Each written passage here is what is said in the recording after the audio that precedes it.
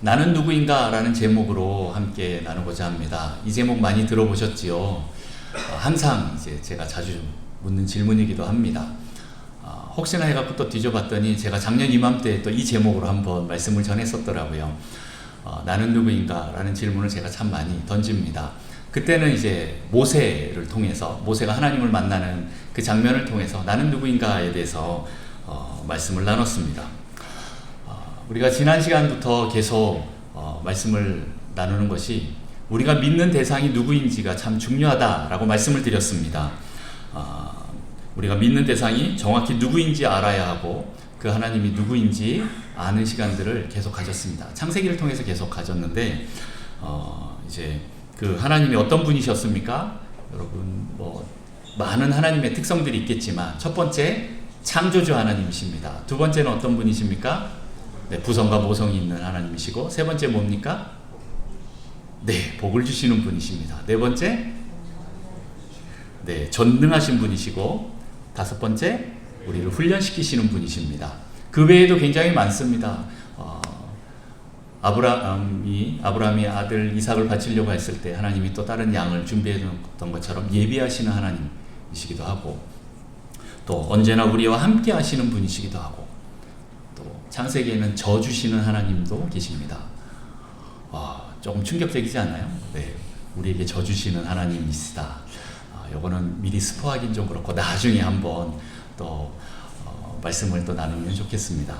자, 어쨌든 하나님의 이런 다양한 성품들이 있습니다. 이러한 성품들을 우리가 계속 말을 해도 끝이 없을 것 같습니다.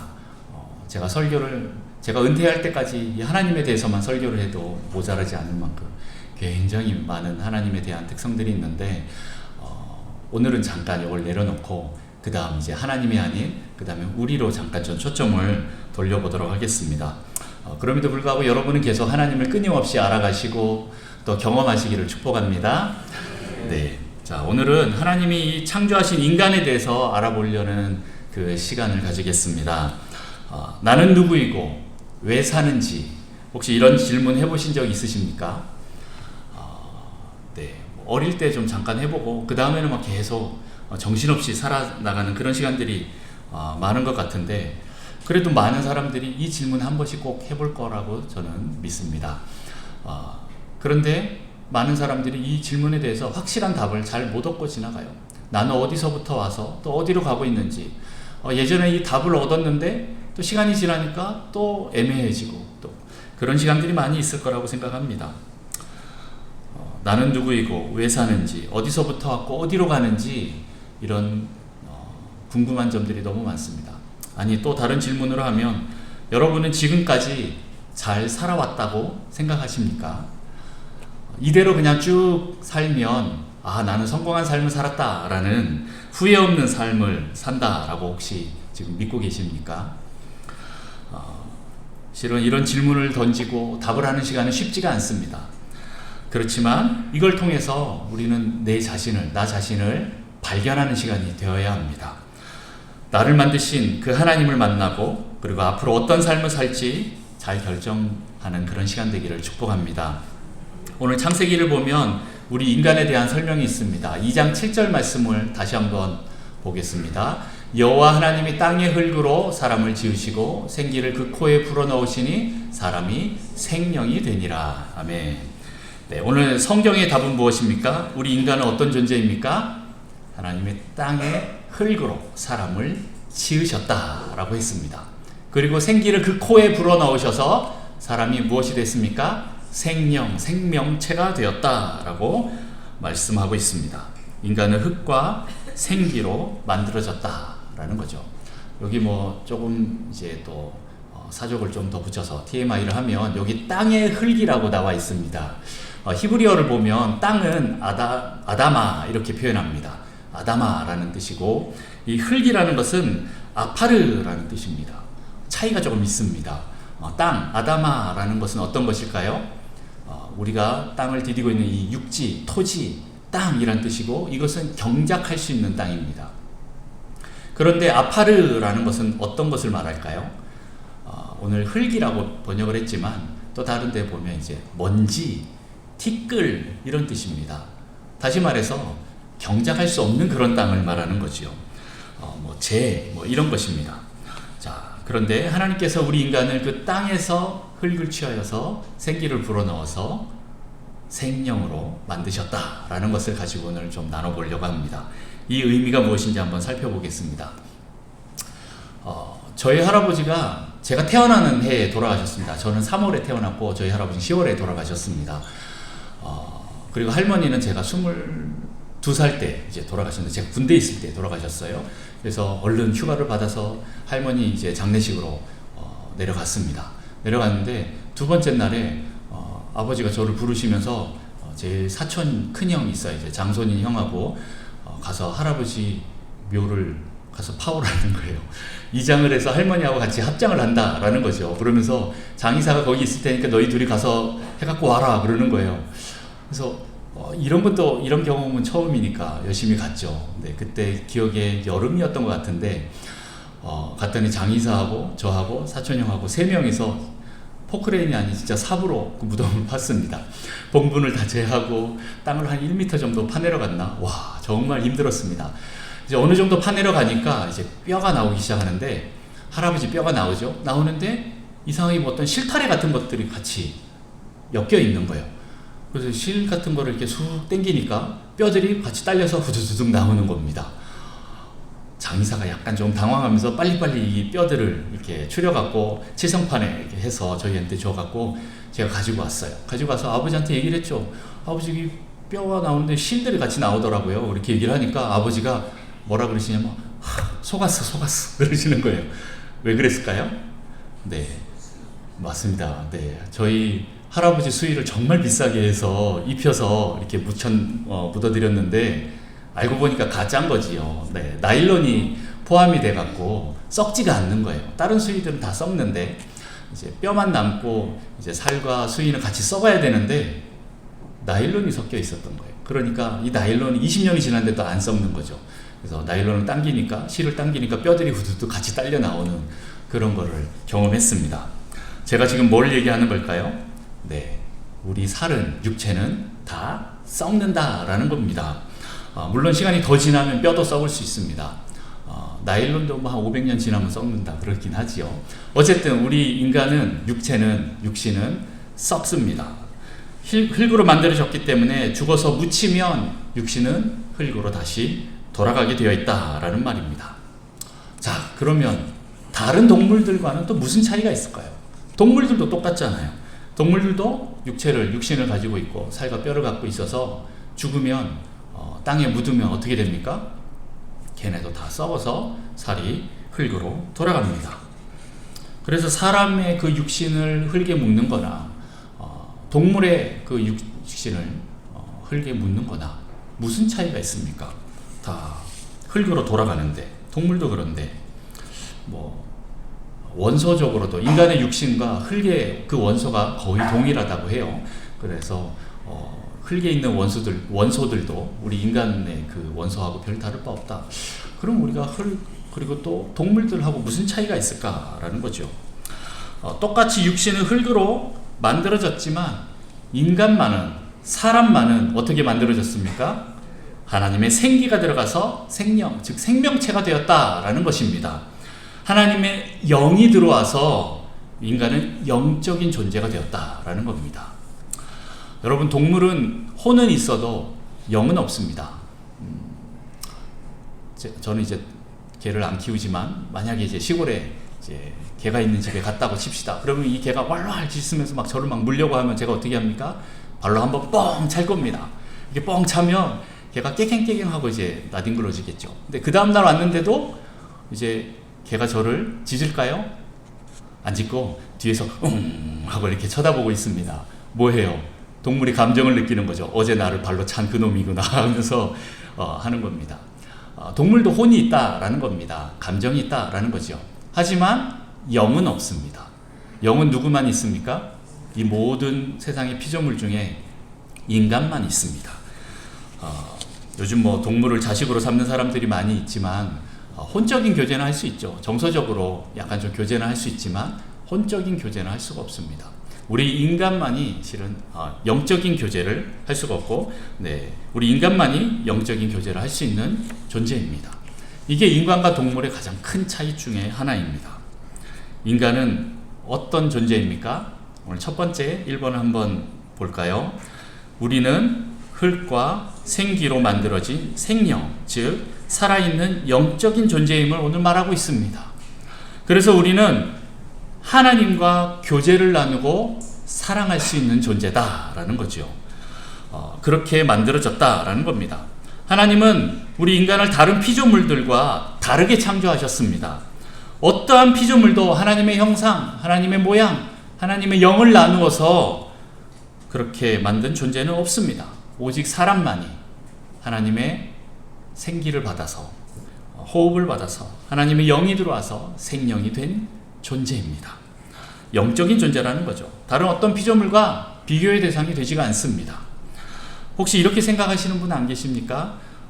우리 인간은 다른 피조물들과 동등한 위치에 있다 라고 생각하시는 분 안 계십니까? 뭐 침팬지나 오랑우탄이나 뭐 진화의 한 단계 차이일 뿐이지 뭐 똑같다, 뭐 별 차이 없다, 같은 레벨이다 라고 생각하시는 분 혹시 안 계십니까? 즉 인간은 하나님이 만든 피조물 중에 그냥 하나이다 라고 생각하시는 분 안 계십니까? 아닙니다. 인간은 하나님이 만든 다른 피조물과 완전히 다른 존재입니다. 오직 인간만이 하나님의 형상, 그 모양대로 지음을 받았습니다. 그리고 나머지 피조물들을 다스리는 존재로 지음을 받았다라는 겁니다. 창세기 1장 26절 우리 다 같이 한번 읽어볼까요? 시작. 하나님이 이르시되 그들로 바다의 물고기와 하늘의 새와 가축과 온 땅과 땅이 기는 모든 것을 다스리게 하자 하시고, 오늘 하나님의 형상, 하나님의 모양대로 우리를 창조하시고 이 모든 우주 만물을 다스리게 하는 존재로 우리를 창조하셨다라는 겁니다. 왜 이렇게 만드셨을까요? 왜 하나님의 생기를, 그 영을 불어넣어 주셨을까요? 우리 두 번째를 한번 봅니다. 두 번째, 우리는 하나님의 것을 나누어 가진, 즉 생명의 호흡을 부여받은 소중한 존재입니다.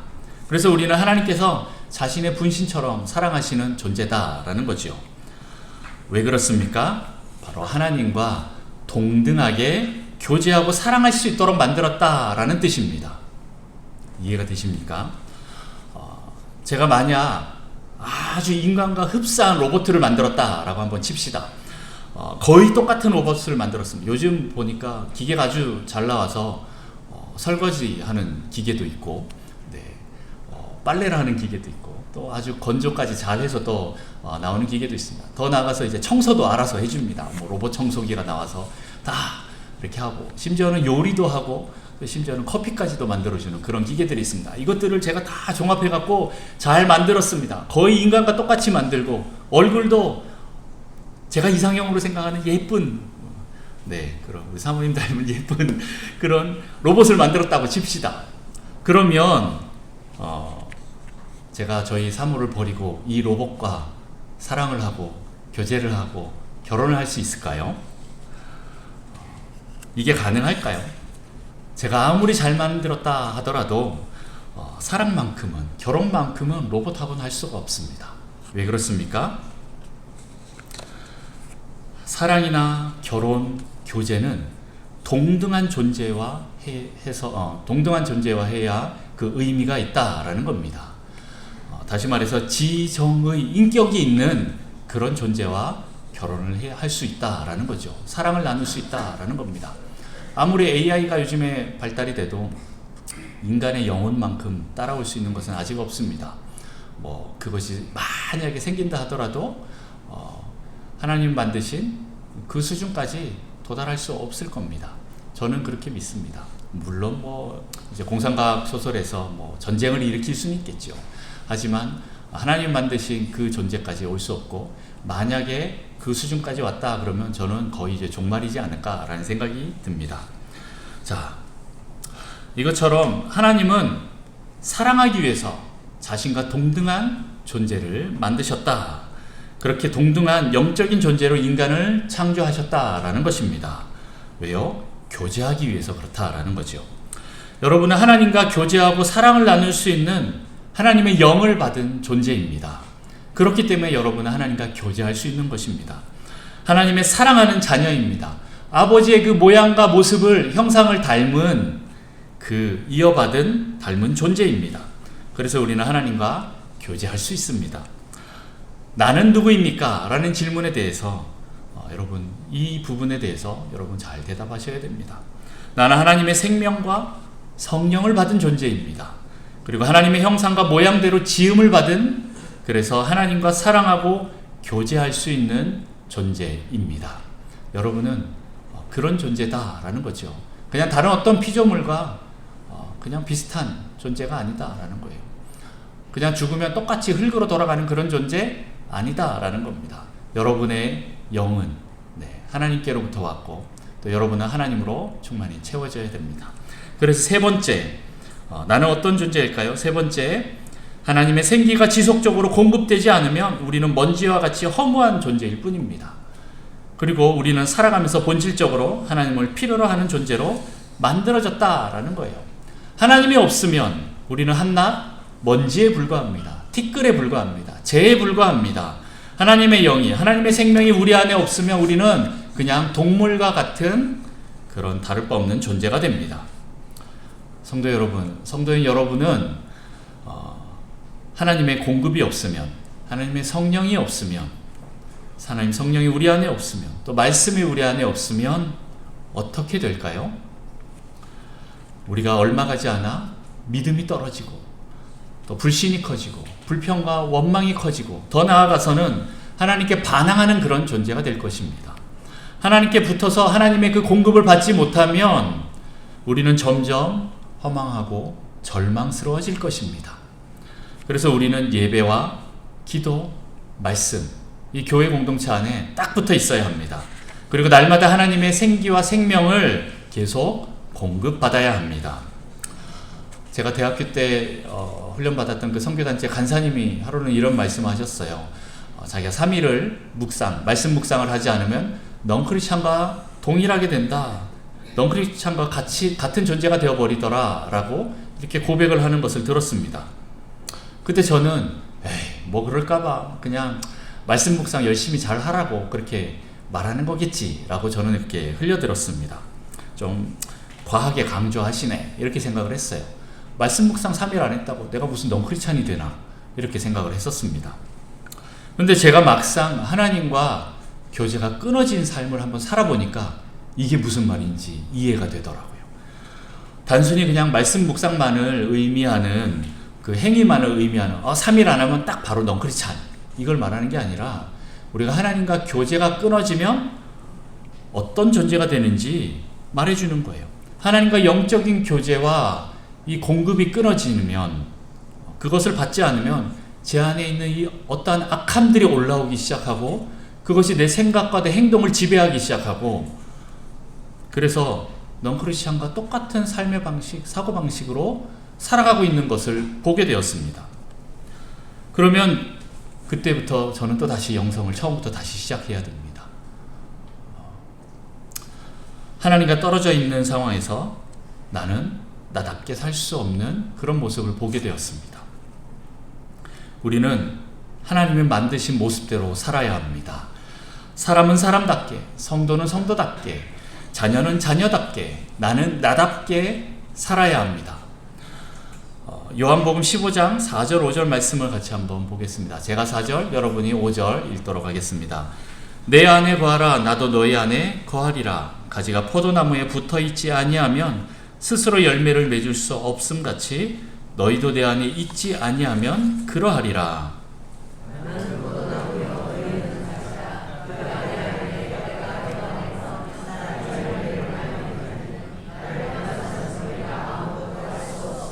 아멘. 네, 오늘 이 말씀처럼 우리는 하나님과 연결되어 있지 않으면 영적으로 충족될 수 없습니다. 주님 안에 거해야만 우리의 삶의 열매를 맺을 수가 있습니다. 자, 우리 인간은 어떤 존재입니까? 네, 인간 스스로 인생의 그 허무감에 빠질 수밖에 없는 티끌과 같은 그런 존재였지만 그 코에 하나님께서 생명의 숨을 불어넣는 그 순간 인간은 살아있는 영적인 존재, 즉 생명이 됩니다. 그것은 이 땅에서 유일하게 하나님과 교제할 수 있도록 만들어진 존재다라는 것입니다. 또한 지속적으로 하나님의 그 생명의 에너지가 필요한, 본질적으로 하나님을 필요로 하는 그런 존재다라는 것입니다. 그래서 여러분, 우리가 이 세상을 사는 동안 하나님께 붙어있지 않으면 영적으로 메마르게 되어버린다라는 거죠. 이것을 우리는 기억해야 됩니다. 내가 창조된 목적, 그것을 발견하기 위해서는 먼저 하나님의 생기를 공급받고 회복해야 합니다. 하나님과 붙어서 살아가야 합니다. 그럴 때 인간은 허무한 삶이 아니라 보람차고 복된 그런 만족한 삶을 누리면서 진정으로 인간답게 살 수가 있습니다. 하나님이 창조하신 원래의 모습을 되찾을 수 있다. 그리고 그렇게 살아야 한다라는 것입니다. 이것을 또 다른 말로 오리지널 디자인이라고 합니다. 하나님이 원래 우리를 창조하신 그 모습, 오리지널 디자인이라고 부릅니다. 여러분, 우리는 하나님이 원래 창조하신 그 모습, 하나님의 형상과 그 모양을 회복해야 합니다. 나의 정체성, 나다움을 회복해야 합니다. 그런데 이 원수가 이것들을 방해하고 있습니다. 원래 우리 모습을 많이 가려버렸습니다. 여러분에게 계속 거짓 메시지를 던집니다. 야, 너 그것도 못해? 야, 너 또 실패했네? 야, 넌 실패자야. 문제아야. 미운 오리 새끼네. 야, 너 아무리 해도 안 돼. 너 때문에 우리가 얼마나 피곤한지 알아? 또 사고 쳤어? 너 왜 이렇게 이기적이야? 너 민폐 덩어리네. 야, 하나님은 너 같은 죄인은 받지 않으셔. 사랑하지 않아. 너 어제도 죄 졌지? 다 알아. 너 그저께도 졌는데 어제도 또 짓네? 오늘도 짓고 내일도 또 지을 거야? 너는 다시 회복될 수 없어. 그냥 그렇게 평생 이렇게 살아. 그렇게 살면 돼. 차라리 너 같은 놈은 차라리 태어나지 않는 게 더 좋았을 수도 있어. 아니야, 너 그냥 죽어버려. 라는 혹시 이런 메시지들이 들리시는 분 안 계십니까? 이런 거짓 메시지가 여러분의 원래의 모습을 계속 다 가려버린다라는 거죠. 하나님으로부터 떨어지면 떨어질수록 이런 거짓 메시지들이 우리를 장악해서 내 안에 점점 더 크게 들려오게 될 것입니다. 그러다가 결국 이러한 소리가 내 정체성이 되어버릴 수가 있습니다. 사람들이 이게 내 정체성이다 라고 믿고 그렇게 살아가게 된다라는 거죠. 나쁜 나, 죄인인 나에 대한 이 정체성. 여러분, 죄인이 왜 죄를 짓습니까? 죄를 지어서 죄인입니까? 아니요, 죄인이어서 죄를 짓습니다. 여러분, 이러한 거짓 소리에서 탈출하십시오. 이 거짓 메시지를 잘라버리십시오. 어떻게 해요? 나를 창조하신 하나님께 다시 나아가서 하나님께 붙어 있으면 이 부분들이 회복이 된다라는 거죠. 그분의 영을 받고 그분과 가까이 할 때 그분이 말씀하시는 그 진리의 말씀이 내 귀에 들려서 내 안에 있는 이 비진리들, 거짓 메시지들이 구별이 되고 분리가 되고 그리고 이것들이 떠나갑니다. 주님 안에서 여러분 다움, 나 다움을 회복하십시오. 여러분, 인간은 하나님 없이는 인간의 목적을 회복하고 살 수 없는 근본적으로 하나님을 필요로 하는 존재입니다. 여러분, 하나님 안으로 들어가십시오. 그래서 우리를 창조하신 그 목적을 날마다 들으십시오. 주님의 음성을 들으십시오. 진리의 영이신 그분께 나아가서 나를 향한 그 진리의 말씀을 날마다 들어야 합니다. 그러면 여러분의 존재가 회복되어서 하나님이 창조하신 나다운 모습을 회복하며 살 수 있게 될 것입니다. 아무리 원수가 나를 정죄하고 거짓말을 해도 예수님으로 인해서 우리의 존재가 의로운 자녀됨의 그 확증을 날마다 해나간다면 원수도 더 이상 우리를 묶을 수가 없게 될 것입니다. 자, 여기 5만 원이 있습니다. 이 돈을 갖고 싶으신 분? 네. 준다고 말 안 했습니다. 자, 그런데 이렇게 제가 구겼습니다. 그럼에도 불구하고 갖고 싶으신 분. 오. 네. 자, 이거를. 자. 네. 그래도 갖고 싶으신 분. 자.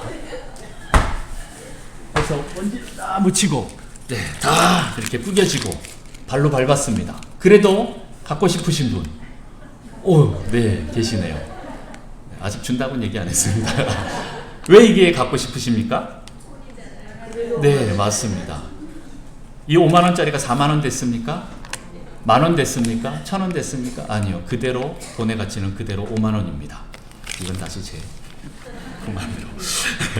자, 이 돈의 가치는 변함이 없습니다. 여러분, 여러분의 가치는 하나님 앞에서 변함이 없습니다. 여러분의 그 창조된 원래의 모습, 그것은 변함이 없습니다. 여러분, 원수의 소리를 듣지 마시고 하나님의 진리의 말씀을 들으십시오. 스바냐 3장 17절 너무 잘 아는 말씀입니다. 우리 같이 한번 읽어볼까요? 시작. 너의 하나님 여호와가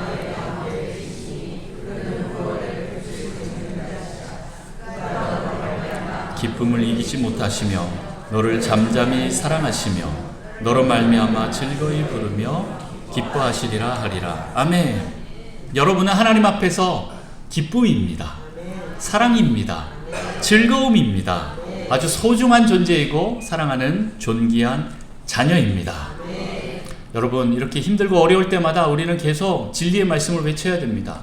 악한 원수가 계속 우리에게 거짓 메시지를 던져줄 때 우리는 진리의 말씀으로 바꿔야 됩니다. 그래서 제가 알약을 나눠드렸었죠.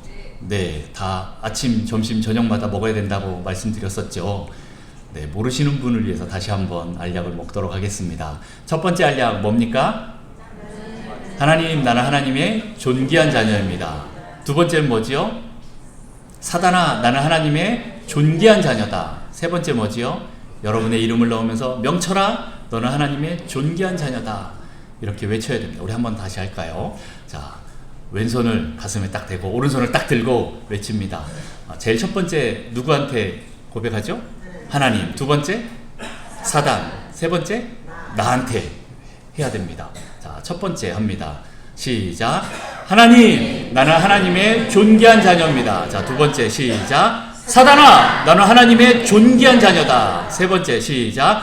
명철아, 너는 하나님의 존귀한 자녀다. 아멘. 여러분은 이런 존귀한 자녀입니다. 다시 묻습니다. 여러분은 누구입니까? 아멘. 나는 누구입니까? 하나님의 존귀한 자녀입니다. 네. 여러분은 절대 이 가치가 변하지 않습니다. 혹시 세상에서는 여러분을 버렸다 하더라도, 심지어는 나의 육신의 부모가 나를 버렸다 하더라도 하나님은 당신을 절대 버리지 않습니다. 이사야 49장 15절. 여인이 어찌 그 젖 먹는 자식을 잊겠으며 자기 태에서 난 아들을 긍휼히 여기지 않겠느냐. 그들은 혹시 잊을지라도 나는 너를 잊지 아니할 것이라. 아멘. 돈이 아무리 구겨지고 더러워져도 휴지통에 버리는 사람이 있습니까? 그렇지 않는 것처럼 하나님은 여러분을 절대 버리지 않습니다. 다시 묻습니다. 여러분은 누구입니까? 아멘. 네, 이 질문에 대한 대답을 확실히 가지고 가시는 성도 여러분 되시기를 축복합니다.